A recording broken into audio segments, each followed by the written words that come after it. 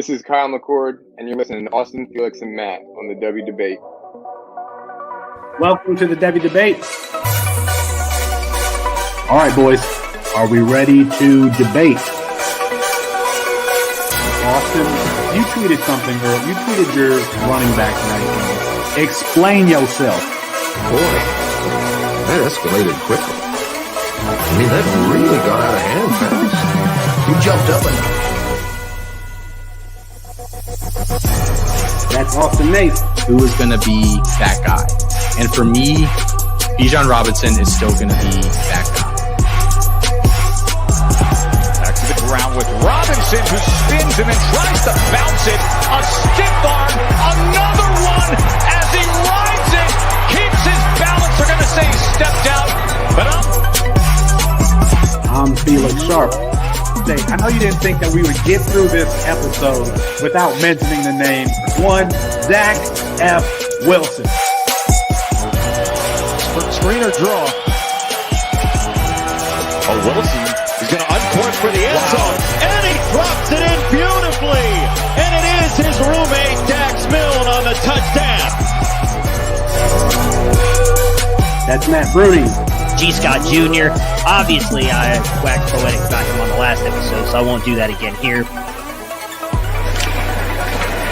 this time it's Fields on the carry. Watch out! Justin Fields! Hello, Columbus! 51 yards! Bruning, are you ready to go head-to-head with me? I am. Gotta get my popcorn out here. Hold on. Gotta continue. I got it. Kyle McCord is going to end up winning the job. He's going to be rated higher. Well, I'm not nearly as passionate about what I'm about to talk about. Our apologies to Herbstreit. We ran out of time. We'll get them rescheduled soon. And for Matt Bruning and Austin Nace, I'm Felix Sharp. Good night and good luck.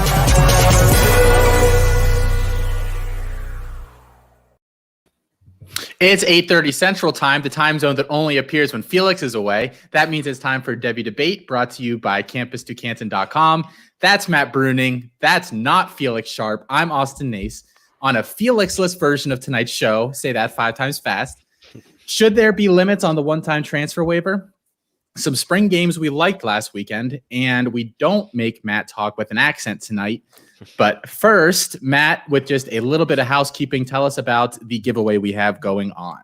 So we are still in the process of getting ready to give away a signed Javonte Williams jersey. We are hoping to get up to, I'm just going to throw a number out there. We did not discuss this, 60 reviews. So we are 11 away.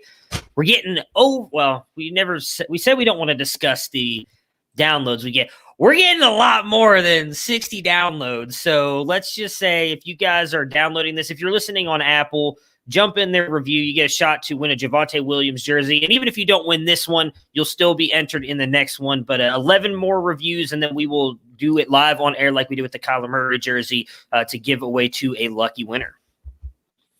Perfect. All right. And so Colin is here with us again tonight, his second time here on the show. I believe our first repeat visitor. So he's got that distinction for forever and always. So congratulations, Colin.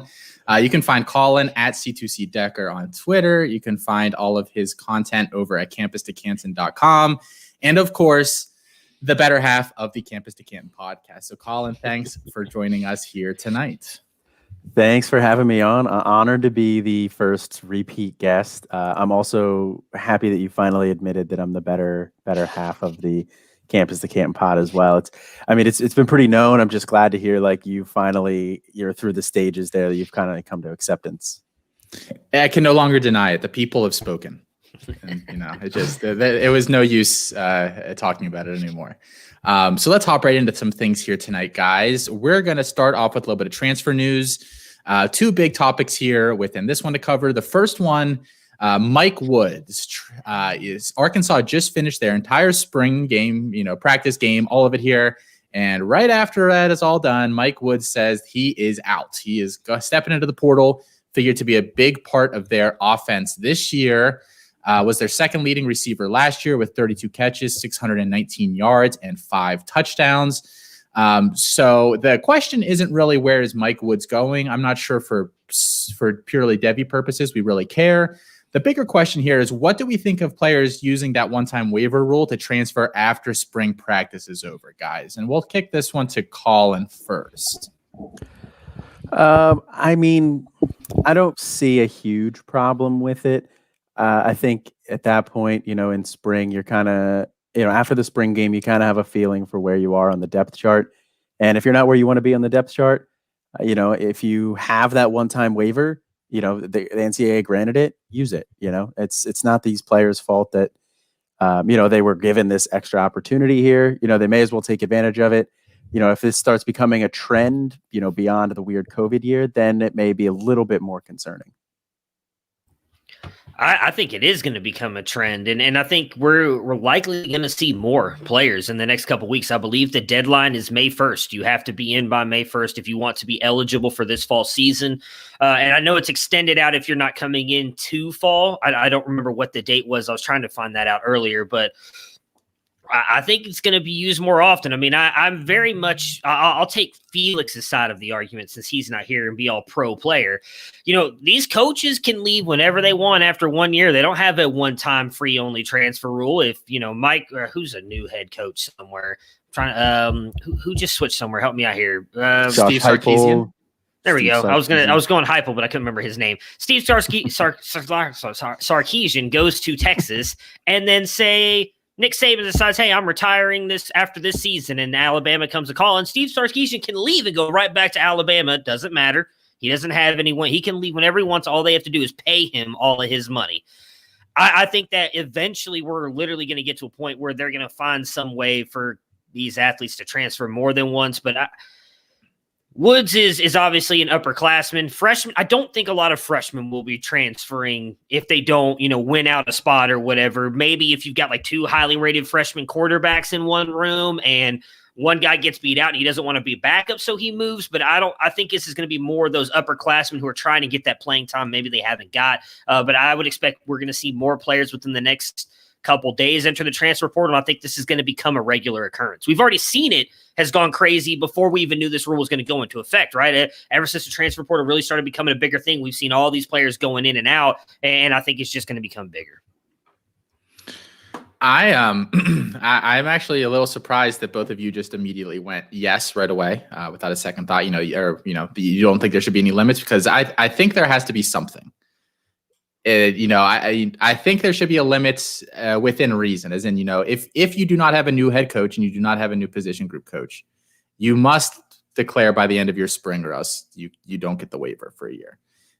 Because once you make it to this point in the offseason, you just spent a month, more than a month for some of these teams, depending on how they spread this stuff out, setting up the offense and defense for next year. Mike Woods is going to be an integral part of that offense, and just drops a bombshell on them that he's leaving. And now they have to figure out who their second receiver is across from Burks without really that much, as much preparation as they would like. I understand, if a coach leaves or something like that, it's more than fair for guys to leave in those instances. It just feels kind of grimy to me to do that to your teammates and to guys, and it's not like, he was going to contribute there. It's not like he got beat up for a spot and was going to leave. So I'm not sure what the solution is. I just don't think I necessarily love how he just did this. Yeah, I understand where you're coming from there. Doing it late in the process after the spring game, it is hurting the players, your teammates a little bit there too. You're kind of letting them down. But at the same time, these guys have to do what's best for them. They're trying to make it in the league. And if for whatever reason he didn't think Arkansas was going to be the best opportunity for that, he transfers in, he, doesn't go the way he thought it was going to. Now he transfers back out. I don't think that's the worst thing. I agree with you. I think it could snowball into a bigger issue. But with right now with the COVID waiver and everything like that, I think that it's okay this year, but they should get something in place where it's a little bit more, a little bit more of a thought out process here. It just seems like it was a little bit rushed as far as like the spring waiver goes, but with that in mind, I don't have a problem with it for this spring. Yeah, I kind of want to echo what Colin was saying there. I don't know if Mike Woods has a future in the NFL, but I'm sure he believes that he does. And I get what you're saying. And I do think I agree with both of you. It's going to snowball. I think it's going to get to a point where at one point it's going to get really bad. And I think that's when it's going to shift back the other way. But until it gets to that point, I think there's going to be a lot of players transferring. I was thinking about this earlier. I believe it was on the Cover 3 podcast. And Colin, I know you listened to it, so you might be able to help me with this. I want to say it was like Danny Cannell brought this up, and I actually think it would be really smart if they handled the transfer rules the way they do recruiting, where they put in dead periods of like, hey, you have this amount of time to enter the transfer portal, and then nobody can move from this, and they open it back up again for a certain amount of time. Maybe it doesn't have to be where it is now, like at the end of spring practices, but I do also think that it is a good place for the players because, yes, it kind of screws over Arkansas, but I would also say Woods doesn't care about that. He cares about his future, and if he feels like we all think he's going to be the wide receiver 2 there, but we don't know that. Maybe he was led to believe something else by the coaches, so that's why he got into the transfer portal. Or maybe there was backdoor talks by some other team where he ends up going, says, hey, we think you have a bigger, brighter future here, and so that's where he ends up going.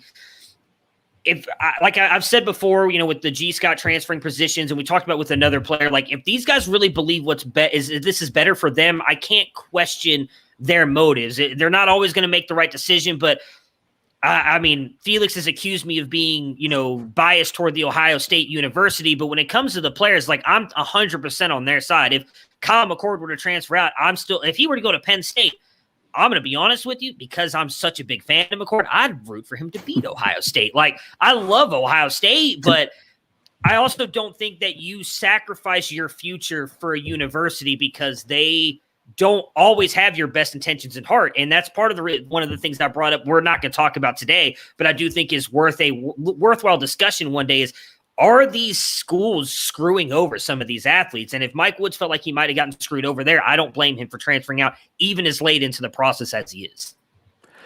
Can we just clip that, though, where Matt would root for Penn State to beat Ohio State? Only if Kyle McCord goes there. Only if Kyle McCord goes there. We'll talk after the show, Colin. So the other transfer news here tonight, Eric Gilbert. Rumors are getting stronger. I think these have been circulating for a few weeks now. Gilbert left LSU early in the spring here. They decided to go to Florida, backed out of that, and now it's really sounding like he's going to be back at LSU. There are some hurdles for him to potentially clear. We're not going to speculate too much on that here tonight because we don't have any hard info. But do we like this as a re-landing spot for Mr. Gilbert? Yeah, I mean, we loved it for him when he was there originally. I think he falls right in. It can now become like the Kyle Pitts for LSU there with his skill set. I think it really helps out Boutte as well. And we don't know who's going to win the job. I think it's going to end up being Brennan. We'll talk LSU spring game later.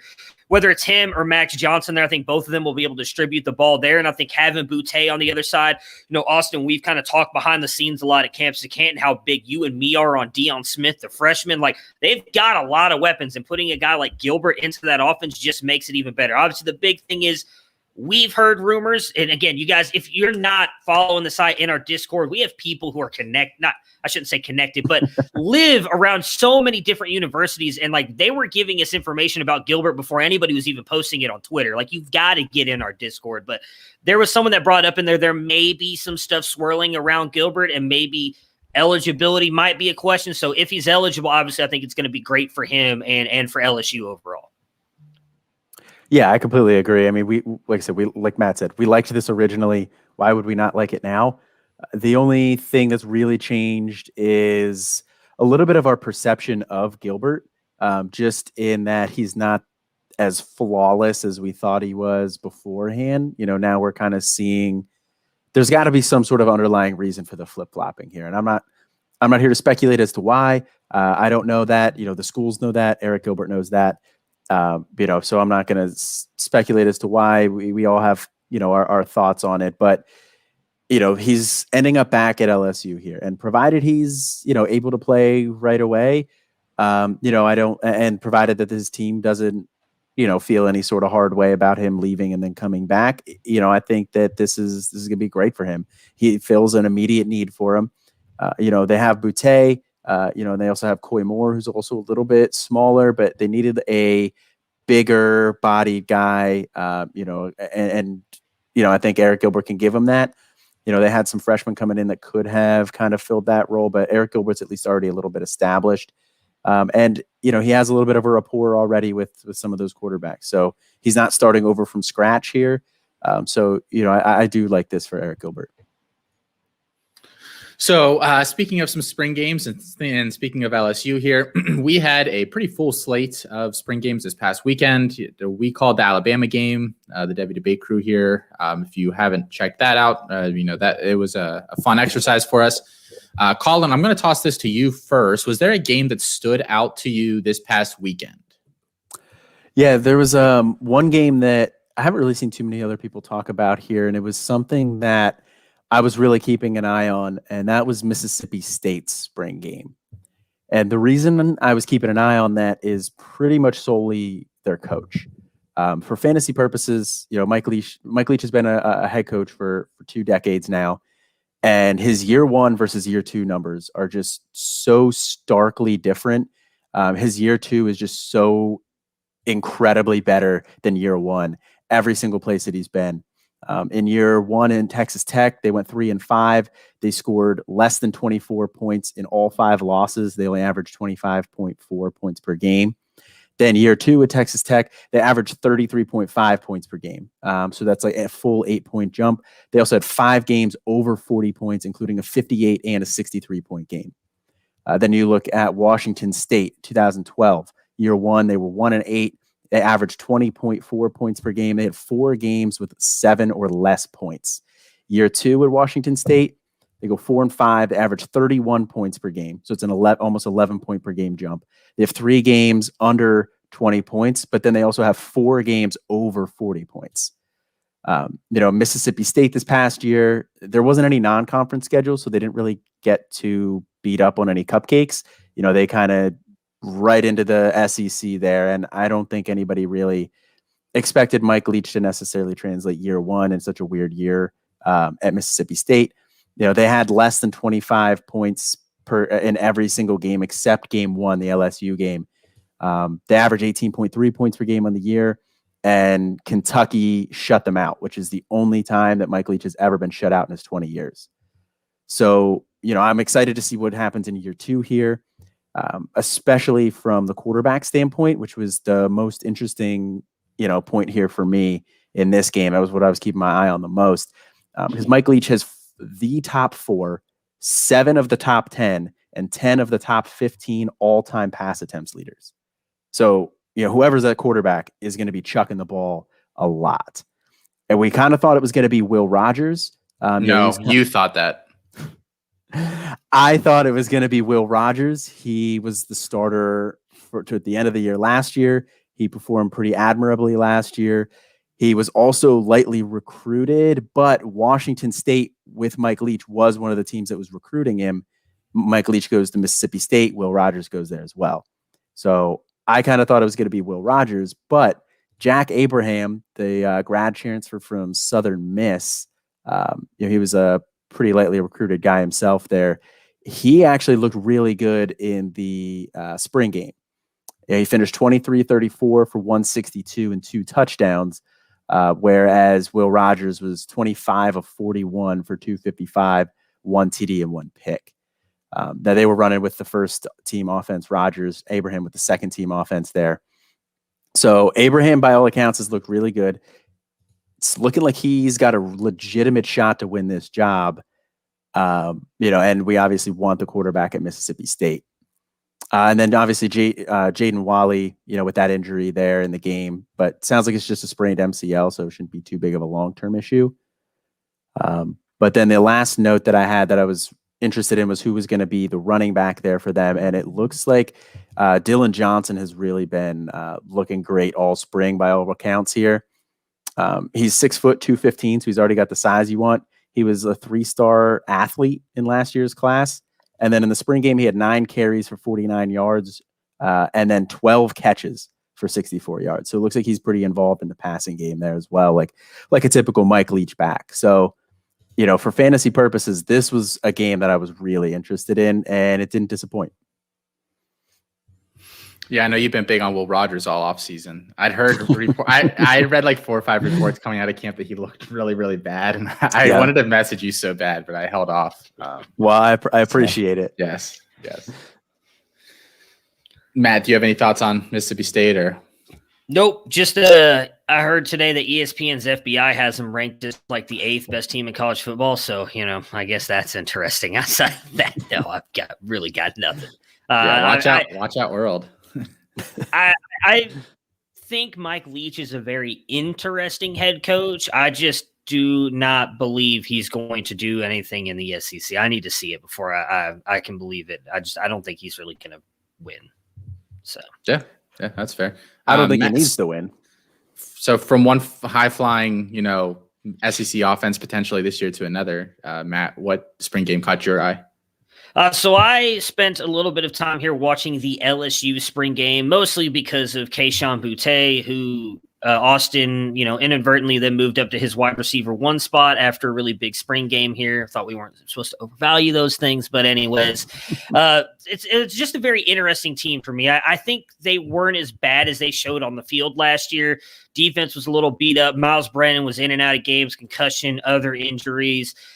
Coming a year off of winning the national championship, they just didn't look like the same team. But I do think they can rebound this year. And there's a lot of interesting storylines to take away from them as well. Obviously, the quarterback battle is massive. I think both Miles Brennan and Max Johnson looked okay. Johnson was 11 for 17, went for 7 for 7 on the purple team and finished with 180 yards and 2 touchdowns. And then Brennan was 12 for 20, 116 yards and 1 touchdown. I will say that Max Johnson and Boutte really looked like they were connecting pretty well in that game. Boutte went off. Everybody saw the 1 touchdown catch that he had, which was just amazing. Doe did look like a little bit of a push off. 11 catches for 162 yards and a touchdown. He looks like he's going to be a stud. They had who is it? So is it John Trey Kirkland? I'm pretty sure I'm saying that right there. He was playing on both teams. Ended up the second best wide receiver on the day, 200 yards and a pair of touchdowns as well. But the guy I was looking at, and again, I mentioned him earlier in the episode here. Me and Austin have talked about him a little bit behind the scenes at Campus to Canton, but Deion Smith was playing on both teams as well, and he looked really good in that game. I'm intrigued to see what he looks like. Obviously, again, we don't know what Eric Gilbert wasn't there. He didn't play in the game. We don't know. I guess he's not technically officially committed there, but what he could do for that offense, I think that quarterback battle is going to be really interesting. I'm leaning Miles Brennan just because he has a year in that system, but I do think it'll be wheels up for Max Johnson moving forward. And then last but not least, I don't feel like we got any kind of clarification in the running game for them with Tyrion Davis, John Emery, and Trey Bradford. I honestly think Armani Goodwin and Corey Kiner are probably better than all 3 of them, but they are not there yet. They don't arrive until the summer. But I think you're going to get kind of, unfortunately, just a hodgepodge of a backfield here with those 3 guys in Price, Emery, and Bradford. I don't think either one of the freshmen see the field much, and I think I'm avoiding all 3 of those guys when it comes to Campus to Canton leagues. Yeah, Deion Smith strikes me as the perfect Terrace Marshall replacement. I don't remember where I talked about that recently, but if you go watch his high school stuff, he's really fast.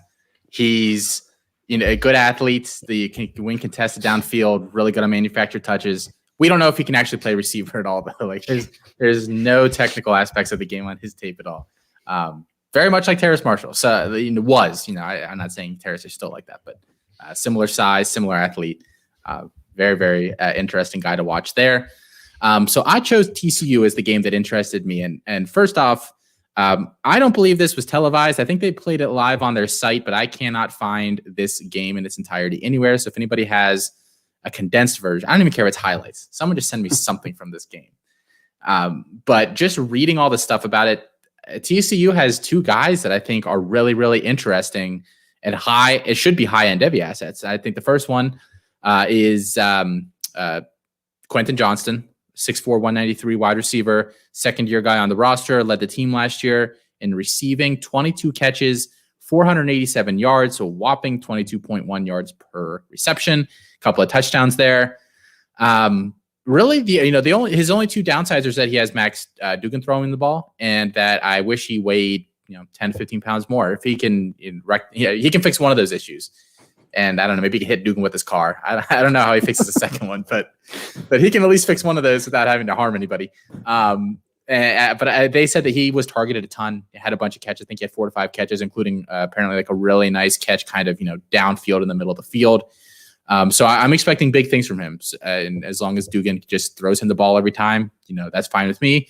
The other big name there is Zach Evans, the 5-star running back in last year's class. I think he's kind of, for a 5-star guy, been forgotten a little bit with all these other top backs that produced last year. And he really didn't start out playing that much at the beginning of the year, really kind of picked up as the game went on.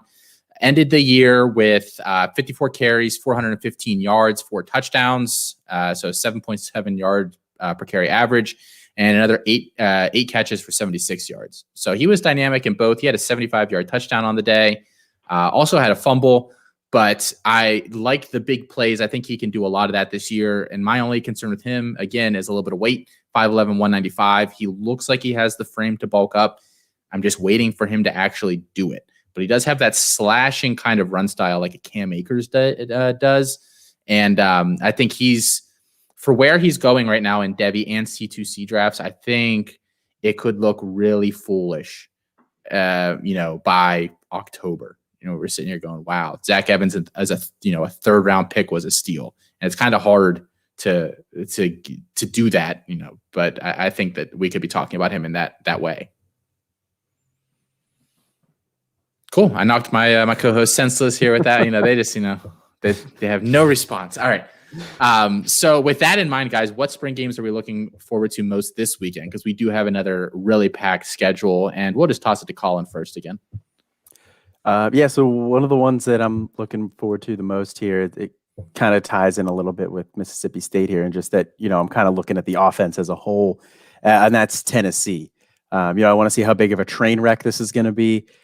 No, I'm kidding here. That's what I'm going to tune in for. Yeah, I'm kidding. I'm tuning in to find out what pieces are going to be the starters in that offense. Obviously, starting quarterback. Guaratano's out, Trout's out. So you got Hendon Hooker transferring in for Virginia Tech versus Harrison Bailey, who was a freshman from their last time. He got some starts there at the end of the year. So who's going to be the starter there? Caden Salter obviously got suspended indefinitely for his off the field incidents. So it's looking like it's just going to be Hooker versus Bailey really there as the important one. I mean, Brian Maurer's still there too, but I think it's really the Hooker versus Bailey show. Who's going to be the starting running back? Ty Chandler transferred out, Eric Gray transferred out. So I don't really know anybody who's going to be the starting running back there. Word on the street is Jabari Smalls has been looking pretty good here in the spring, who was not somebody I really had on my radar before checking into some spring games here. So I'll be interested to see how he does. What wide receivers are going to be stepping up there? With they got Malachi Weidman, they got Ramal Keaton, they got Alfred's boy Jalen Hyatt. So I'll be interested to see if any of those guys can really step up, because we want pieces to Josh Heupel's offense. Last year at UCF, they were the number 2 total offense and the number 4 passing offense. Year before that, the number 2 total offense, number 8 passing offense. 2019. 2018, the number 5 total offense. I mean, so you obviously seeing a trend here. I can go on and on, but we want pieces to this offense. It's an explosive fantasy offense, and I'm going to be tuning in to see who's really stepped up here this spring. So I'm looking forward to watching Texas, mostly because I hate them and I want to see that they actually suck. But they've got obviously an incredible backfield duo in Bijan Robinson, Roschon Johnson. We all expect Bijan to be just an absolute stud with Steve Sarkisian coming over there. So I'm interested to see what he looks like. A big battle there at quarterbacks as well. I talked about the quarterback battle at LSU. You've got a battle between Casey Thompson and Hudson Card. We've seen some footage of Casey Thompson handing the ball off to Bijan. So a certain person, Felix, believes that it's just cemented in stone that Casey Thompson's now the starter because he gave one hand off to Bijan Robinson. And they've got three really good, well, I shouldn't say they're really good, but three interesting wide receivers in Jordan Whittington, Jake Smith, and Joshua Moore. There's been a lot of hype about Whittington right now from UT beat writers, everything, what he's doing in that Steve Sarkisian offense. He's the highest ranked wide receiver for us at the site for Texas. He's very intriguing, but he's a kind of guy I need to see it from first before I believe that he's really going to be. But I think he has all the tools to be really good. So it's in a very intriguing offense. I was going back and looking at this, and again, I'm almost positive I heard this on the Cover 3 podcast. I'm giving them a lot of free pub. They should probably sponsor us. They had the past 4 recruiting classes have been in the top 10 and 2 of those in the top 5. So they have a lot of really good talent. Their lowest one was 16, which was last year, but that was due, or this year, I'm sorry, but that's due a lot to the coaching change and then bringing Sarkisian in and losing Tom Herman. They've got a lot of talent. That team looks like they're primed to win this year or next year. So bringing in a guy like Sarkisian who has all this offensive hype around him with what he did at Alabama and the weapons they have there is making this team, to me, a very interesting team in the Big 12. And I want to see what they're doing, especially with that quarterback and wide receiver room. We have this scheduled later as a Devy debate, but let's just jump into this now while we're here instead of having to just refire this topic back up. Felix is not here, so we can speak freely. This is a safe space for all of us here this evening. How do we feel about this quarterback battle? Is it starting to look like Casey Thompson? Like, are we starting to come to that sad realization that Felix may have been right? Well, first, before I trash Felix, I want to say that we need to respect his boy Troy O'Meary here too, as far as wide receivers. I did forget it. Thank you. I did forget about Troy. Yeah. Now, on to disagreeing with Felix here. I haven't really seen anything either way that's leaning, Card versus Thompson. It's been fairly even splits from everything that I've seen so far. And, I've gushed about my love for Hudson Card a lot here. So I'll save it a little bit here. I'll save you guys some of the time. But I think Hudson Card is a more talented quarterback. I think that Sark went to Texas looking for a quarterback, and I think that the quarterback that he wanted was Card. I don't think Casey Thompson is a reason to go to Texas. I don't think that makes you all warm and fuzzy about your job security and your future there. If Casey Thompson's your quarterback, now if he does go with Card, now you got at least 2 years of Card there. You can get a little bit of stability at the position. Casey Thompson could theoretically stick around for 2 more years, but I don't think he would. If he has a good year, if he ends up being the starter, and if he has a good year, he would be gone. I was going to make a very poor joke about Sarkisian and his past habits and why that might have led him to Casey Thompson, but I'll just avoid all of that. I'll let the innuendo kind of let you guys think of that. I'm just going to use this reference because I've talked about it with Kyle McCord and CJ Stroud. I'm just not taking what's happened in spring practices and in spring games as that's what's going to happen. You have an entire summer and the beginning of fall camp before you get into those first games, before you really find out who the starters. That's great that Casey Thompson has been running with the starters here and there, and he's been handing the ball off to Bijan. I could hand the ball off to Bijan and make him look good. I don't think there's anything to that. I'm with Colin. I've been with Colin the entire time. To me, Hudson Card's just the more talented quarterback. And while I'm not saying that Casey Thompson may not be more ready to start than Hudson Card is right now, he might be. I don't want to say Casey Thompson's not a talented quarterback. He is. The biggest thing that I brought up, again, living here in Texas and knowing how big a deal UT is, they did not bring Steve Sarkisian in here to, quote-unquote, build toward a winning season. They want him to win now. It's not next year. It's not in 2 years. And they want him to win now. And I do think that with that comes some pressure to play a guy like Hudson Card, who is the only guy they're talking about down here. I don't hear a lot of people talking about how great Casey Thompson is. It's when's Hudson Card going to be the starter? Is he going to be the guy? And I do think whether it's fair or not, some of that pressure is going to be put on Steve Sarkisian for him to be the guy. And again, I just think he's the overall better player. This weekend will be very telling. Whoever, it's going to be infuriating because they're going to split it 50-50 too. I just know it. But somebody has to be out there first, unless they put them both out there, just to mess with us. Hudson Card was a wide receiver in high school. Yeah, exactly. If Card gets that first snap, I'm texting Felix immediately. So I have to film a video ahead of time that I can just send to him an instant reaction. I mean, if Thompson gets the first snap, I think that text should come my way then with how high I've been on Card. I'm throwing my phone off a bridge. Oh, trust me. If Thompson gets the first carry, if only you were in our Devy debate text chain, because Felix was sending us look like grainy footage like every time Casey Thompson did something at a Texas. Like, oh, who's that? Who's that? I'm like, get out of here, man. Get out of here. It's April 10th. Get out of here. Some of the footage was literally so grainy that I couldn't tell. I thought he was legitimately asking who that is. It's like, I don't know. I'm trying to look. I can't tell who that is. So we did, for those that missed it, we did our wide receiver summit on Monday with all the guys at Campus to Canton.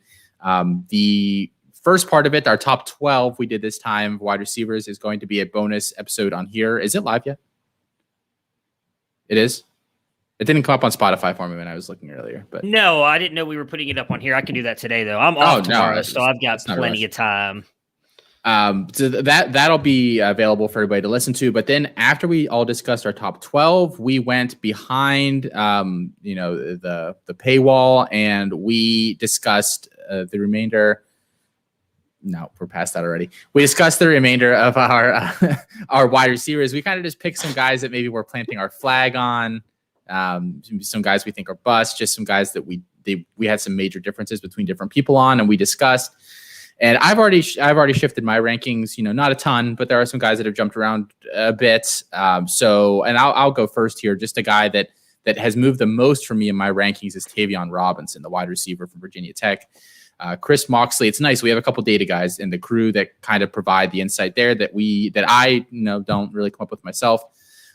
So him and Chris Moxley and Jarek Backus and Alfred, dabbles in the data as well. He was originally a data guy, but we've drawn him over to the dark side a little bit, the tape side of things. So they were giving their insight, and they were just saying that a lot of his advanced metrics look really, really good, especially for age adjusted and team adjusted.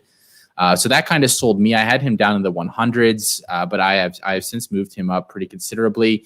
He should be the leading receiver on that team this year. Really, the thing that's going to hold him back more than anything will be the quarterback play.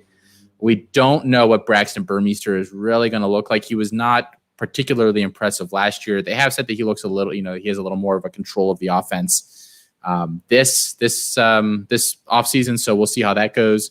But I think he's primed for a nice year there. And he's a good athlete, nice size, 5'10", 186. So I think that he's going to not only do well next year, but he's going to be like a Zay Flowers type, like where he's just so under the radar, but he has these metrics that are, 2 thumbs way up for him. I was to say, he's definitely a guy who's moved up a little bit for me there as well. Anytime that we get Jarek and Chris, both data guys, agreeing, because they have a little bit of a different take on some of the data. Chris looks at things a little bit differently than Jarek does, but anytime you get those guys lining up, it's always a flag for me to go watch somebody else again. Yeah, Matt, who moved for you? So it wasn't actually a guy that we talked about at the summit. I did move Robinson up, and I did move who Colin's going to talk about down. I was actually the highest on the player that Collins is going to talk about. And after hearing them talk about him, I was like, I'm going to go in there and quietly adjust him very far down because I'm a little embarrassed right now. So I did move those 2 guys, but since you guys talked about them, I'll just talk Jordan Whittington, who I just talked about. I've moved him up a little bit again, just based on stuff that I've been reading about what's going on in Texas. We didn't really get a chance to talk about him on the wide receiver ranking summit, but again, I didn't want to just bring up the same 2 guys that you guys brought up. I mean, outside of that, I moved a Mecca down a couple spots just so I can move up this dude named Marvin Harrison Jr., but that's neither here nor there. Yeah, for those that missed it, Matt and I had a nice battle on both Marvin Harrison and George Pickens. So, well, really, the George Pickens one wasn't actually about George Pickens. It was about Stetson Bennett. But that's true. Yeah.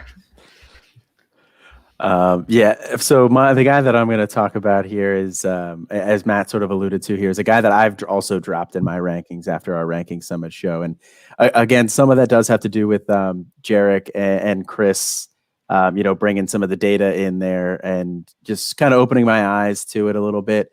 And that's Theo Weiss for Oklahoma there. And I don't dislike Theo Weiss as a player. He has a lot of potential. I mean, there's a reason that he was a 5-star wide receiver and the number 3 wide receiver in that class. I think he's a good receiver. I think he's more of like a contested catch guy. His speed's not great. I don't think he moves particularly great either. He's not particularly fluid. But I think overall, like his skill set's fine. The reason I'm moving him down mostly is because as I'm looking at it, I don't think that Oklahoma's offense is going to support 3 fantasy relevant wide receivers. And I like Marvin Mims and I like Jaden Hazelwood better. Marvin Mims last year, he had a great year last year, 37 catches, 610 yards, 9 touchdowns as a true freshman. He had a great true freshman year by all accounts. The spring has also looked really good. He's looked like the most dominant receiver there from everything that I've been seeing. So he's kind of penciled in as that wide receiver 1. Jaden Hazelwood, he kind of started to come on at the end of his freshman year. And then obviously he had the torn ACL off the field there in the spring leading into this year. He did manage to make his way back onto the field for a couple games. Didn't really do a whole lot, but he did get some slots in the some snaps in the slot. And it sounds like that they may potentially be using him as a big slot there, which will be very interesting because the other guy that came in for them this year, freshman Mario Williams, has also reportedly looked really good. He's been standing out this spring. So I think that it really just comes down to how many wide receivers can this offense support? Who do you like better? And, out of that group. And for me, Theo Weiss is just, I don't like him as much as I like the other guys. So he had to drop down in my rankings because I had him ranked at number 20. And that just felt a little bit too high. I haven't decided where I'm going to put him yet, but it's going to be probably a good 15, 20 spots lower. And everybody wants me to mention that I was supposed to talk about the Oklahoma game back in the last segment. We just totally skipped it. So yeah, come watch Theo Weiss. Come watch Jaden Haselwood. No, I'm just interested to see exactly what wide receivers, what the running back breakup is. What's up, Matt?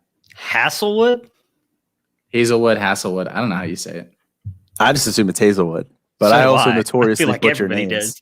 I mean, I guess so do I. So I was just kidding. Look, you call Colin out all the time when he completely skips segments or stuff on Camps to Canton. Thank you.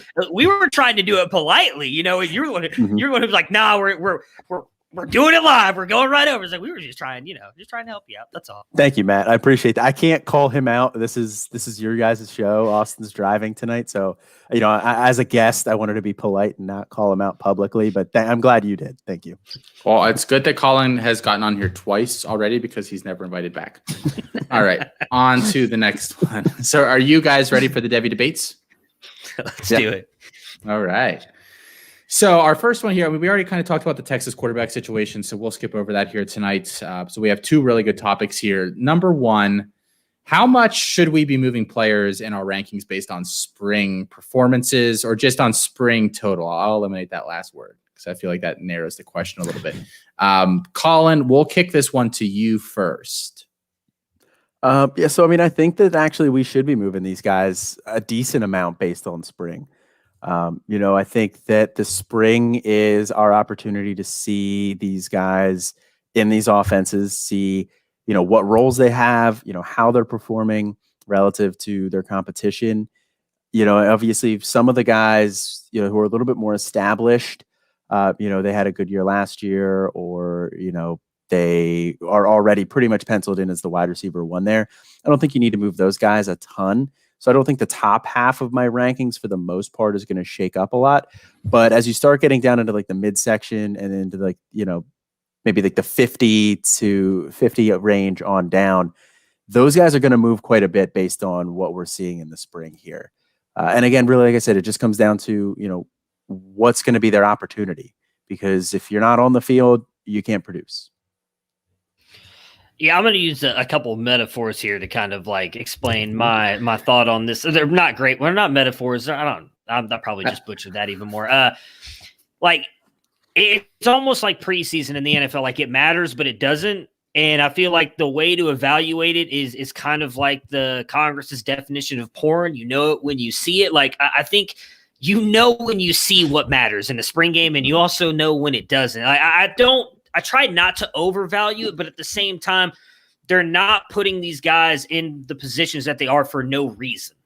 Like maybe Alabama's, we don't know if Agiye Hall was going to be one of the starters out there. Maybe it was because they were limited to what they were with all the injuries and all the other freshmen not playing, JoJo Earl not being there, Christian Leary not being there, Corey Brooks out. But a lot of these other teams, they're putting these guys in these positions for a reason. Like LSU, I talked about earlier, I think it matters that they had Deion Smith running on both teams at all times. Him and, I already forgot the other guy's name. John Trey Kirkland were both running on both teams. I think that matters for both of those guys. So it matters, but Stroud taking early snaps doesn't matter because him and Kyle McCord still split everything. Kyle McCord was one throwing mostly with the first team guys behind Stroud. And I mean, we can talk more about that later in the after show if you guys like. I've got a very interesting take on that as well. But for me, it matters some, but at the same time, I think you don't overvalue it. But it is very much for me like preseason games in the NFL. Like when you see these guys having good preseason games, that matters, right?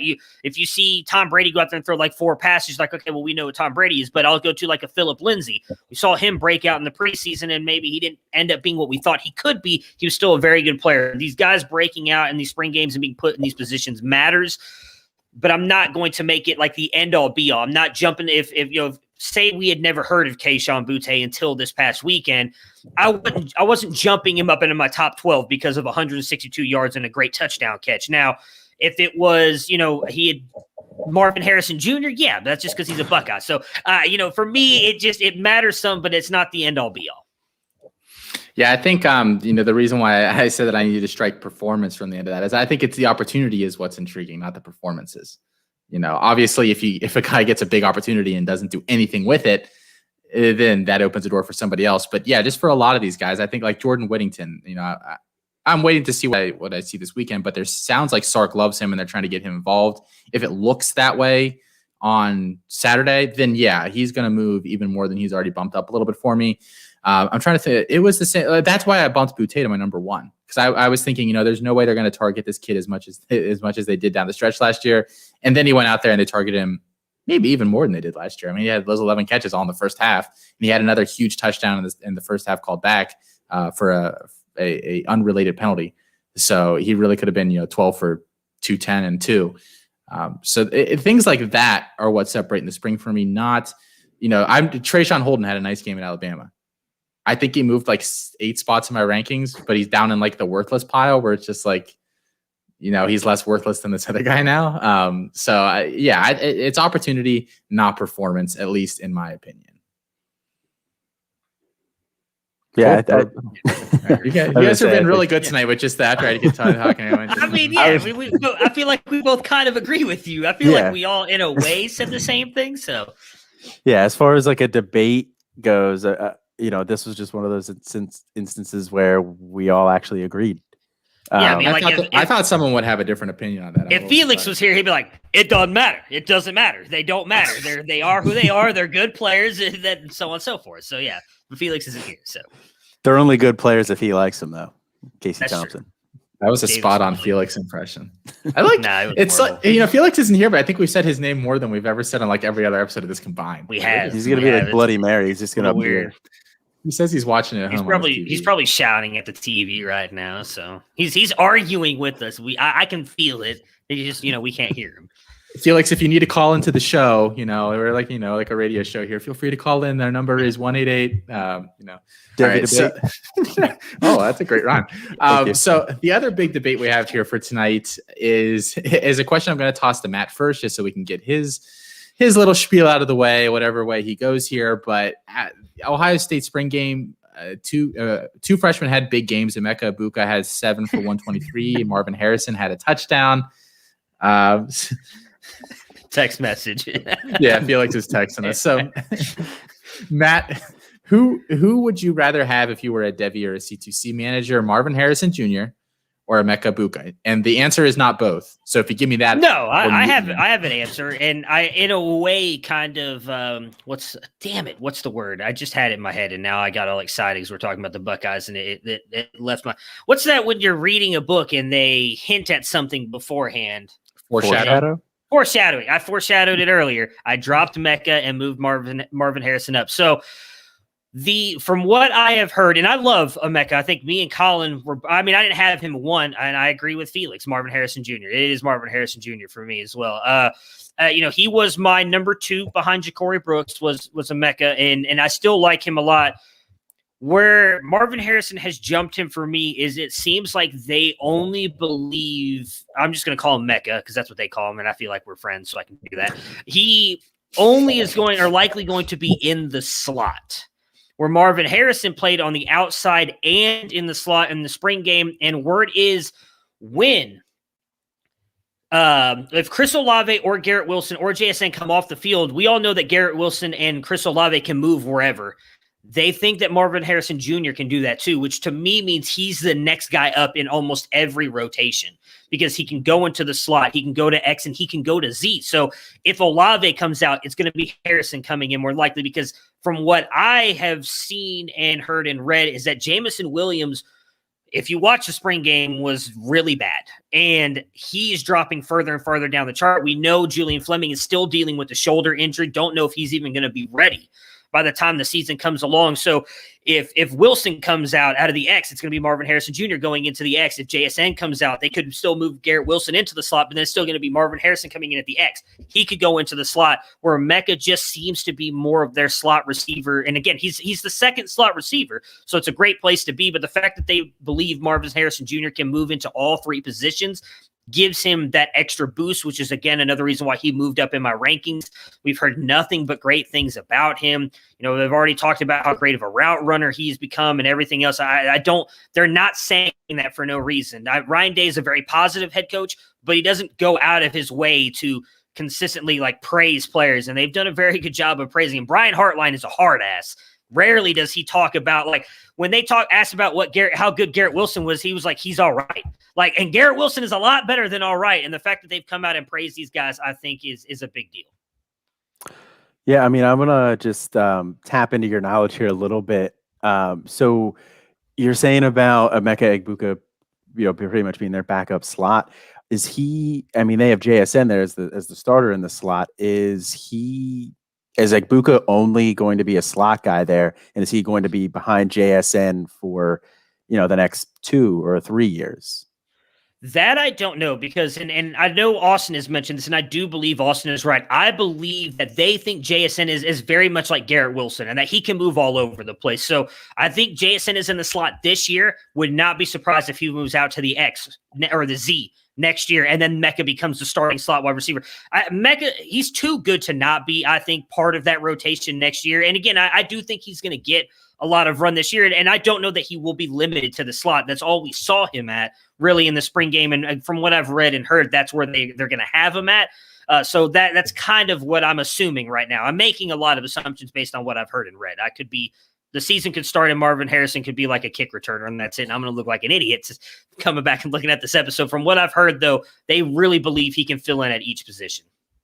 Hey, 6'3", 202 kick returner. Yeah, that's pretty good. A 6'3", 202 guy in the slot, too. That's really good, too. So if he really can play all 3 positions, if they can really move him around like a chess piece and he can back up pretty much any spot on the field, then that's something that is definitely going to make me take another look at my rankings here. But, as of right now, Marvin Harrison Jr. has definitely climbed in my rankings pretty considerably. I have him ranked at, I believe, number 50 right now. And I have Emeka Egbuka at 28. Now, Emeka Egbuka is going to fall a little bit for me, but just from what I watched of these prospects, I like Emeka Egbuka better. as a prospect. I think he was very good as a route runner. I thought he was very polished. I didn't see somebody who could only play the slot. I think he could play outside as well. He did play outside a decent amount in his high school tape. Now it is high school tape, and he was playing in the state of Washington, which is not the best, college football or high school football, state. But I still think that, it's going to translate where he could play outside or inside. So hearing him being looked at as pretty much a slot guy is definitely interesting here. Now, I think that he could succeed in the slot for sure. But from what I saw, I didn't think he only looked like a slot guy. I like that he already lost his black stripe as well. It's not like he was very far behind Marvin Harrison Jr. And it's not like, they're not hyping up Emeka Egbuka. They're not. It's not like they're saying, "Oh yeah, he's struggling," or "Oh, he looks like a freshman." They're hyping him up too. So, they're hyping both of these guys up. And I had Egbuka higher to begin with, so I'm going to stick with that right now. I'm definitely open to changing that evaluation come fall if it really looks like Marvin Harrison Jr. is backing up every single spot out there, because that type of versatility with that size is pretty rare. So, for right now, still going to take Egbuka. 6'3", 203 is why we like Treylon Burks so much, playing out of the slot, returning kicks, because Treylon Burks is 6'3", 226. It's a rare thing. It does not happen very often. I will say one thing to boost Colin's argument, and then one on the other side of it is they also said the same thing about Garrett Wilson, and we talked about it on the wide receiver summit. He was the X their freshman year, then was exclusively in the slot last year, and now is back out at X again. So I don't know if they're saying he can. I don't think they're saying he can only play slot. I think that's what Ryan Day loves. He loves having those big athletic wide receivers in the slot because he thinks it gives them an advantage on the offense.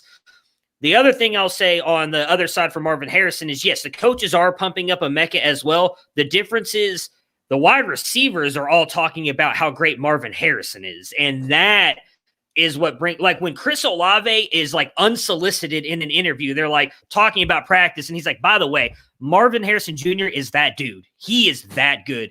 They didn't ask him a question about Marvin Harrison. They were asking him a question about him, and he goes right and talking about Marvin Harrison. Garrett Wilson has complimented Marvin Harrison without being prompted. So that speaks volumes to me, and the fact that those two guys, upperclassmen, are already respecting what Marvin Harrison Jr. is doing in camp as well, I think speaks volumes to just how good he's looked. Not saying that he's better, because I'm with you. I have Mecca higher than him in my freshman rank still as well. He was my number 2. I'm not just going to shift him based on everything we've heard in the spring camp, but Marvin Harrison Jr. is rising quickly in my rank just based on everything we saw in the spring game and everything we've heard. So you're saying I should have him higher than 70? Let's not. If you want to hear our very ugly argument, I'll clip it and post it, because that was the one I almost text Austin after that. But can we still be friends? I'm sorry. I ugly cried. I ugly cried. Matt did that to me. Sorry, well, I get very passionate when it comes to the Buckeyes. This inner asshole just comes out of me, and I'm like, no, and then I get very, very, very protective of my Buckeyes. It's like a gremlin. You don't let a gremlin eat after midnight or whatever. You don't let Matt talk about the Buckeyes on the wide. It is kind of all Buckeyes. We're impartial. I think that's why everybody loves me, right? It's because most of them are Browns fans too, or they hate me. So it's like they have to hype up their college team because the pro team was so bad for so long. Hey, but not now, and that's all that matters. Oh. But I just want to watch that whole thing implode. Did you notice how sheepishly he was like, "Not now"? It was like, I don't. I'm still a little concerned that it's going to go. He's been hurt before. Back to a burning trash can here this season. So. All right. Well, that's going to do it for tonight's show, guys. Be sure again to get those rate and reviews in to get entered to win that Javonte Williams jersey. You can find our written content, all three of us, over at campustocanton.com. Follow the show on Twitter at Devy Debate. Apologies to Kirk Herbstreit. We ran out of time. We will get you rescheduled soon. For Matt Bruning, for Colin Decker, I'm Austin Nace. Good night and good luck. All right. We are good. Cool. That was fun. Nice. Yeah, it's still showing live though in the upper left-hand corner. Oh yeah, well, it's the second show. after show thing on After YouTube. show. I can take it Right. off there. Yeah, don't say anything inflammatory. Right. We Right. talk Got about it. Slack. Don't talk about how Austin mic's hot. is an asshole to everybody in the one thing. So, oh, wow, he did get some big names for this league. Holy crap! Yeah, I just saw that. That'll be an interesting one. I don't Yeah, think he has any me too. Experience in C2C. Is Yeah, Colin in I there was. too? Yeah, me too. No. Oh. Thanks, Felix. It's all good. It's all good. It's all good. I think Shaq should ask. I don't know who all he's asked to be in it. Colin, do you want to co-own with me?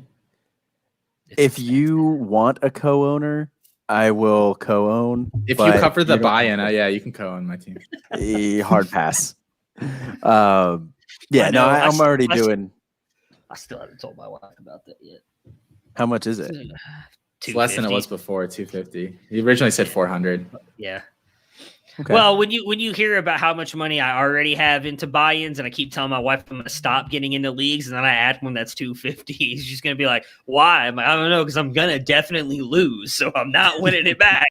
So I will say, last weekend or 2 weekends ago, I was talking about it with Kels, my wife, and she said something. I was talking about like how I don't really relatively spend that much on buy-ins. I'm not in as many leagues as a lot of people are.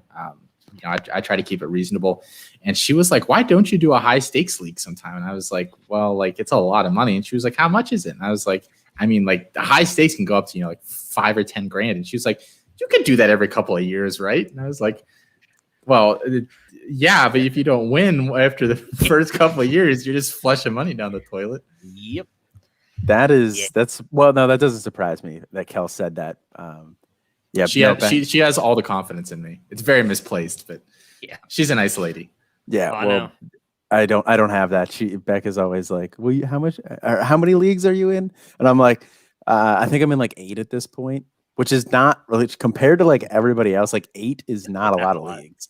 And she's like, "Oh my gosh, you're in 8 leagues," but she's slowly learning. How many pairs of shoes does she have?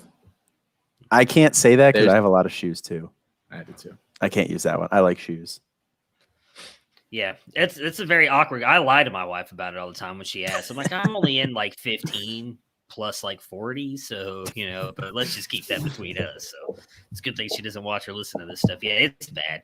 What the worst part about it is, like, I used to use all the money I made from my past writing gigs to like fuel that, because they just pay you through PayPal. So I would just keep it in my PayPal account and then just pay all the commissions through there. So my wife never knew about it. Yeah, well, that shit's coming out of the regular old checking account now. So August hits, she's like, "Why did we just lose all this money?" I'm like, "That's a good question. Someone must have hacked our account. Let me see if I can get that fixed." Like, shit. Who is this Brian Shikakis guy? Yeah. Why did he get $250? Services rendered. Don't worry about it. You're not here. I'm lonely. That's like the bank says they won't have the money back to us until probably early January. Like maybe that would be the earliest they can get it back. If I win a couple leagues, because the last couple of years have been pretty rough for me. Yeah, I did. Last year was the first year I haven't won a league in a very long time. And I was in a lot of rebuilds. Like I only had 3 teams going into the year that I thought I could compete in. I got to the finals in 2 of them.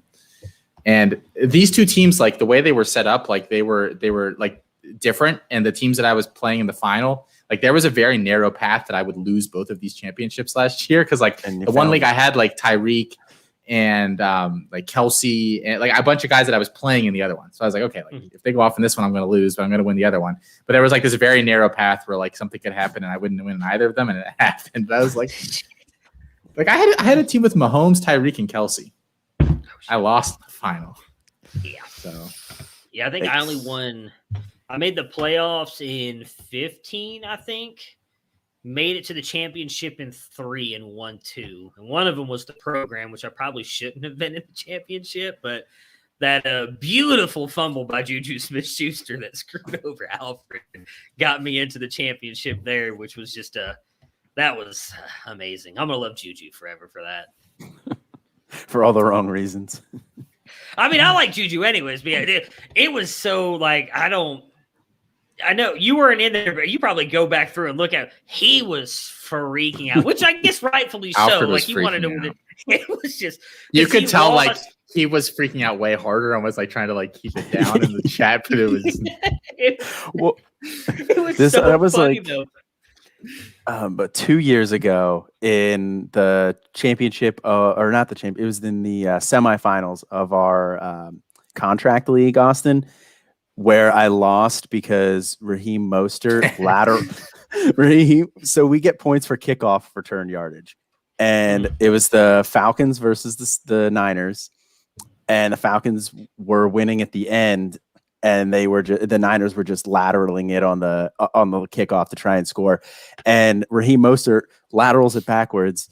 It's like for 40-yard loss and loses 6 points, and I lose by what was it, like 0.5 points or less, and I lost off of that. I've never been so mad at a fantasy loss before.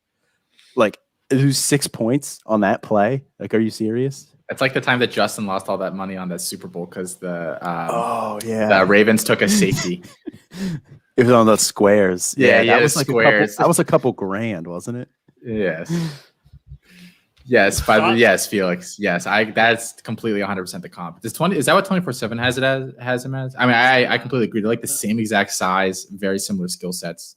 I think so. I think it is. But yeah, no, I like that too. You guys are going to like my 2022 running back rankings that Yes. are coming out here soon. That is who they have as his comp. That is. Oh, really? Yeah. Interesting. Yeah, I haven't dug into any 2022 guys yet. I mean, I still have more 2021 guys I need to watch. Dude, go watch the 2022 running backs whenever you need a palate cleanser. This year's class sucked. There's like one running back I loved and like 5 that I like. Next year's class is so good. I've watched like 11 guys so far, and I'm starting to get worried that like I'm not grading like these guys like how I usually would, because I don't have Will Shipley would be like my RB5 in next year's class. Or, like, I saw you said that in the Discord. Yeah, and like I keep finding guys that I just really like. There's a lot of really good movers, really good athletes, and they're all like if you went through this year's class, there were not a lot of guys that were nice sized. Like, no, if you go look at the top like 50 for next year, they're all like 6'2", 195 plus, or like 6'1" 195 plus. It's like, they're going to gain the weight. It's very, very impressive. Plus, Mr. Ewers, Jaden Blue. Oh my God, Jaden Blue is my biggest crush ever. I like I have watched a little bit of Nicholas Singleton just because he's projected to go to Penn State right now. Yeah, well, he's from Governor Mifflin. Yeah, which is it's right near where Colin and I both are from, more or less. Gotcha. Yeah, not too far away. I'm excited. You should take some C2C gear and have him sign it. I'm actually gonna have it on. All right, that's my plan. I'm gonna see if I can like get down on the sideline. Like, look, I'm important. You Quinn. Might wear my. You need to take like just a very go on Craigslist and hire a very attractive woman to go with you to the game to try to get him to sign shit. Like, I mean, he's done. I wish he would. I'm not gonna lie. I've sent him a DM before. He's done like random ass podcast. Here I've heard him do interviews on like a wrestling podcast and some other stuff. So he's done, and like one of them has like 1,000 followers on it, and he just jumped on there and did a little interview with these dudes. I was like, all right, well, hey. So tell him we had Kyle McCord on the show. That might sell him.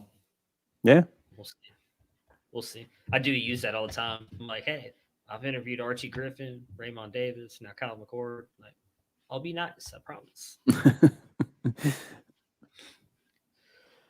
I heard Raymond looked really good this past weekend. Oh, yeah, he looked amazing. But like I said, I'm pretty sure Vanderbilt's offense scored like 60-something points in that game. Yeah, their defense. So their defense, they brought in Notre Dame's defensive coordinator to be their head coach, right? Sounds like he's going to need a year or two. Clark Lee. Yeah. Yeah, and they brought in one of the guys from the Cover 3 podcast as like a front office. Like, he's not their AD, but he's basically like their assistant AD. He does something with recruiting. I don't remember which one it was, but yeah, they brought in one of the guys off of that. Was it Bud Elliott? Maybe. I think so. Yeah, because he's not there anymore. Yeah, I think it was Bud Elliott. Yeah, like I said, dude, I think he's going to be good. I think people kind of forget how good he was as a freshman with a high ankle sprain. I mean, I'd imagine, Austin, you playing soccer, you may have dealt with a high ankle sprain. Shit ain't easy to deal with. And I mean, he missed one game and went back out there and played on that thing and still looked as good as he did. So I think he's a lot better than people give him credit for. My ankles are permanently fucked up. When I was in law school, did you play soccer too, Colin?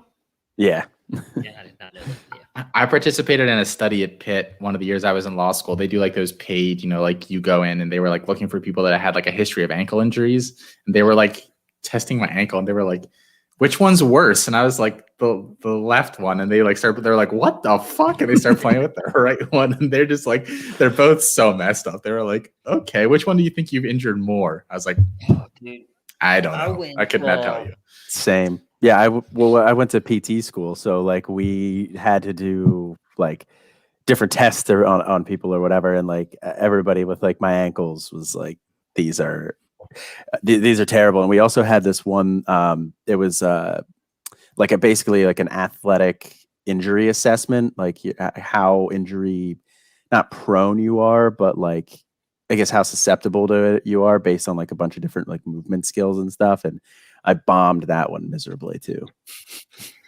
Yeah, I went to, so I don't play anymore, but I've been playing softball forever as well. And like, I want to say it was 6 years ago, maybe 7 years ago, my company sponsors like a big tournament that we go play in every year. And I went and I was dealing with like really bad plantar fasciitis in my right foot, my heel. So I finally went to the foot doctor to get it shot up. He's like, let's take some x-rays, make sure you don't have like any bone spurs in there. I'm like, okay, cool.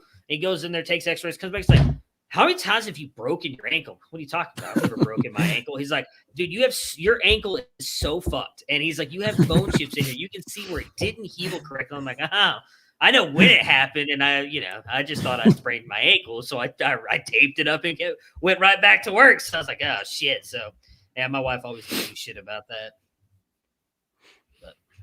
Those are good. The things we do when we're young. I know. Yeah. Sucks now. Just wait. I was going to say, yeah, 18-year-old Austin didn't care so much about it. I think, in fact, 18-year-old Austin's words might have been, I'll worry about that when I'm older. Yeah, exactly. Oh, yeah, dude. I tore my meniscus my junior year, and I never went and got surgery on it because I didn't want to miss my junior season. And I pay for that daily. I mean, it's fucking horrible. If it's cold, I wake up and you think I'm like a 60-year-old man getting out of it. I'm like, yeah, knee's not working right now. This is not good. What did you play, Matt? What sport? I played football my freshman year, and then I realized that I was practically made of glass, and that was a bad decision. So then I played soccer all my life. I played select soccer from like I think 9 or 10 up until I stopped my junior year in high school because long story short, my dad worked in the airline industry, and because I'm old, that was right around the time of September 11 and 9/11. And so after a little bit, he got laid off, and so I had to do stuff to help my family out. And so I played through my senior year, played on like some other things. I actually had, which I didn't know Austin played in college. I had a scholarship opportunity, did not take it because I wanted to help my family out. But I played central, mid, and left wing. Nice. Most of the time. Nice. Yeah, I played center mid too. Center D mid was like my better spot, just because we typically played a 3-5-2. But when we switched to either a 4-3-3 or a 4-4-3 or a 4-4-2, I would move into just the center mid spot. But I was always like, if I was going to play in college, which I talked to a couple coaches where I ended up going LVC, like I went to their summer camp, like leading into my freshman year and stuff. But I just decided not to play because I was like, well, I'm in my PT program was like an accelerated program. So it was a 3-3. So my junior year was basically going to be my senior year at Boz. And my, shit. Yikes. That's gotta suck. Yeah. And then my first year of grad school was going to be my senior year. So I was like, well, by the time I'm even like going to see the field, like I'm going to be like in the middle of like my hardest classes. So, and they had a club team, so I just played club instead. But yeah, I mean, don't get me wrong. I don't want to sit here and pretend like I was getting recruited by like some big. It was like some little school in Oklahoma. I want to say it was like Hillsdale was the name of it. I'm trying to remember what it was. I still have the thing in my. Well, I guess it's my office now, not my room. But yeah, it wasn't like I didn't get to go play for Pitt or anything. Because I'm assuming that's where you went, Austin. But no, I just went to Pitt for law school. No. Yeah, oh. yeah, I Well, was. what position did you play? You were like very quiet there. Me? Well, Colin answered the question. Yeah. I think it both in high school, I played every position. Literally, I would play all over the field for club and high school. And then in college, I think I probably played, I went in originally as a forward, but we played single striker and I can't really play with my back to the goal. So then they were like, well, like in a 4-2-3-1, can you play one of the outside spots? So I played that for a while. And then I played behind the striker. And a couple times I played a little D mid there, but I settled in at outside back. Yeah, I was gonna say you played outside back too, which was because my brother they played on the same team. Mm-hmm. So I went to a lot of their games, but yeah, I thought you settled in more at outside back there, which was surprising going from like a striker to outside back. I was a natural winger. Like that's, like an out and out 4-3-3 winger. Is that what you were talking about in the text message when you said that they had you like move positions? You weren't like thrilled about. Yeah, they moved me to central attacking mid because I hated playing defense and I was bad at it.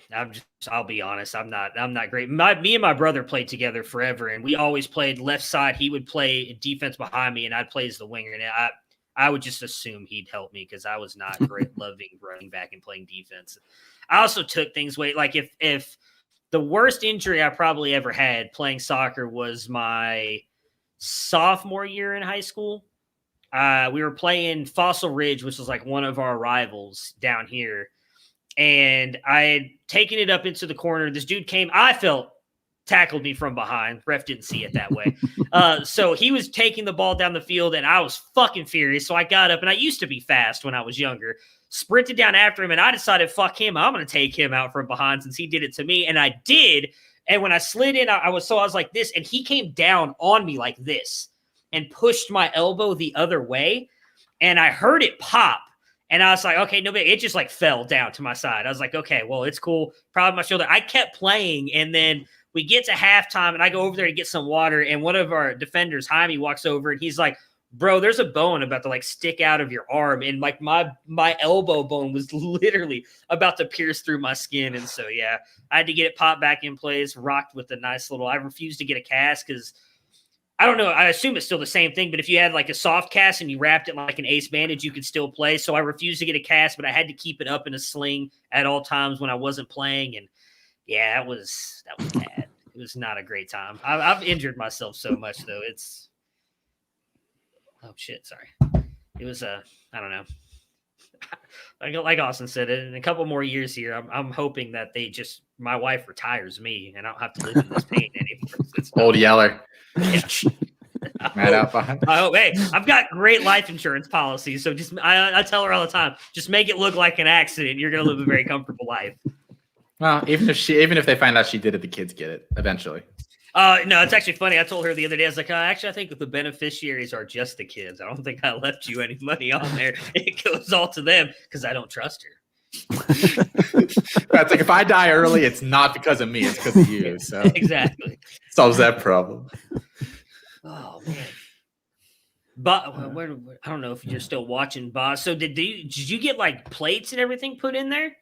Because like I have that in my wrist. I fell from like 10 feet in the air right on my hand and like shattered my wrist. Yeah, I've got like multiple pins in there. That was because I was what is it? Fellatioing a goat statue with like it was a drunken prank at a zoo one time. I was drunk, so were my friends, and climbed like 10 feet in the air because there was like a very well hung goat statue, and we thought it'd be funny if someone took pictures with it, and I was the dumb one who decided to climb up there.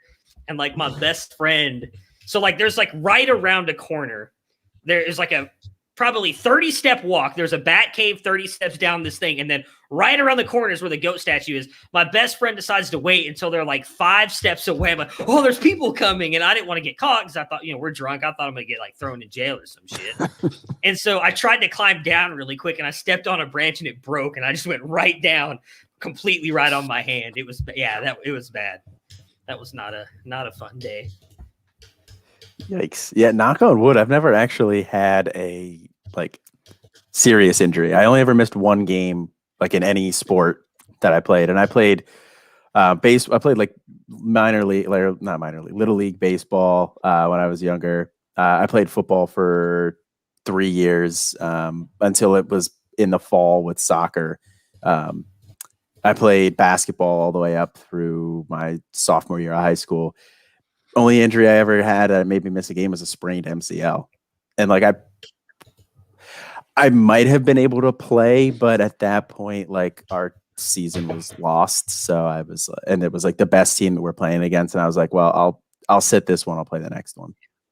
I think basketball is the only sport I've never really played. I just look like I guess I probably shouldn't finish that sentence because it's going to sound bad. But let's not. Basketball. I look back at shooting basketball. 4 pins in it, got 2 of them taken out, but the other pins are going to stay in there. Shit, man. Was that recent pause, in the last year or so? Oh, I bet you that was. I forgot. I think it was. Yeah. Was that because I know you injured your ankle during the program. Everybody was scared for your life. We were about to start sending you care packages. I sent flowers to the local funeral home in honor of Paz. Oh, I can't wait to get that. I need to get in and update the rosters and everything. I am gonna smash so hard in the college side of the program this year. I'm so excited. I know. I was very disappointed in you for missing that program show. I'd have shown up if my ankle was my foot was hanging off my leg. It's that important. But shit, dude, that sucks. Yeah, I'm excited for that program league there too. I think I know which. I have 3 colleges that I have on my list that I'm going to take. Obviously it's a draft, so it'll be depending on where I am. But I feel pretty good about my first choice making it a couple picks in. So you can say it. It's okay. Nobody's watching except for bots, I think. Well, there's a bunch of people watching, but no. I'm not giving anything away. I can't. Did Sal reach out to you, by the way, Matt? About picking school teams from schools that don't have a football team? Oh, I don't care. It's fake. It was some nerd school in Georgia that doesn't have, but he wanted Georgia as the pipeline. Crap. I saw what school that was too, but I was Georgia Institute of Technology or something really weird. That was a diamond school, but yeah, we talked about that. It doesn't matter if they did because this is not real. It's fake, so you don't have to have a football team. Yeah, because someone else brought that up, or maybe I should go back and check before I say that. Let me double check because I know someone else brought that up when we did our original school draft. They're like, well, can I do this? It was almost the same thing. So it may have actually been that same school because they're I want to be in a good recruiting area, but they don't have a football team. It's a diamond school. And I'm pretty sure we said it doesn't matter, but I'll double check. Let me confirm. I will say, and I obviously wasn't behind the scenes to see all the tallying go on, but I can't imagine the academic setup really won anybody anything in terms of having a diamond school.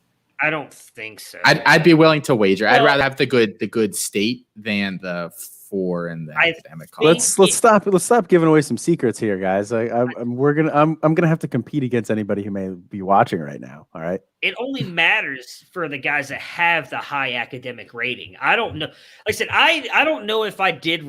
I don't know if there's a right way or wrong way to do the recruiting, but I've been open about it on the other shows. I only did it on guys I knew I was getting the bonus points for. So that's who all I went in on. I didn't care. Unfortunately, it ended up working against me because I ended up a lot of defense players. But a lot of defense.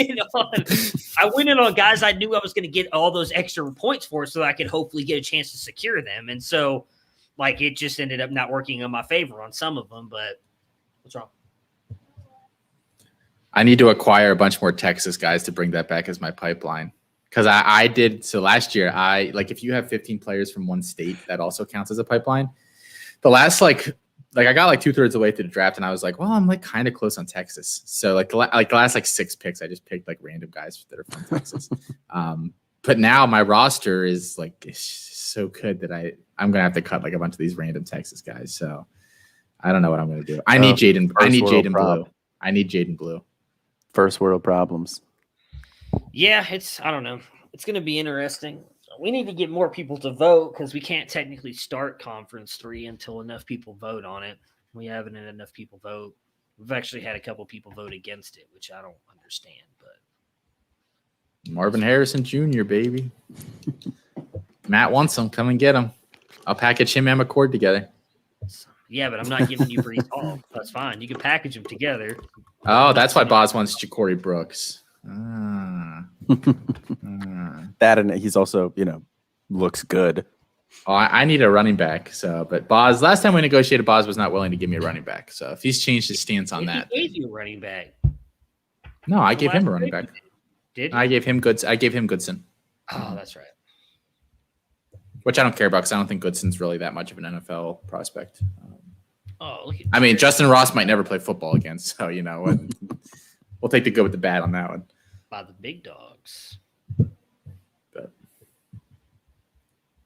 yeah, I need running back help. Not like really, but interesting. Oh no. All right. Well, I got to go put my kids to sleep, because it's late. I gotta put myself to sleep. Same. Yeah.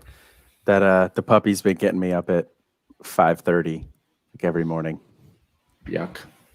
Yeah, I mean, I can't say anything bad about it because he he doesn't like cry like all through the night. He sleeps pretty much all through the night, but then when he wakes up and he has to go, like he lets us know. And then he comes back up and he'll go right back to sleep. So not a huge deal, but still I'm up at like 5:30. So I've been going to bed a lot sooner. Interesting. Well, thanks for stopping by tonight, Colin. Yeah, thanks for thanks for having me. I'm like Austin said before, I pretty much don't have anything going on. So, I can. You were an adequate fill-in, so I'll take it. Recurring guest, so, at this point. I don't know if you guys listen to Pardon My Take It All, but they have a running gag about that. Anybody that they have on there, they're recurring guest, and they are going to send them a T-shirt. I think Rachel Nichols is actually the only one who's ever gotten one. But I haven't listened to that show in a while, so I'm not sure about that one. But I expect my recurring guest T-shirt. We'll do our best. We'll work on that. That'll be the next thing. I'm already working on another new shirt. That'll be the new one I do after that. So. Perfect. Oh, I have a design that Matt wants to go to bed, Colin. No, I'm actually not going to bed. I'm off tomorrow, so I'm just have to put my kids to bed because they have to be up, and it's 10 o'clock, and they're only 8 and 6. So I feel like a bad parent. Right. Staying up till 10 o'clock. So. Last thing I wanted to, I can run it by you in the chat too. I just had a design I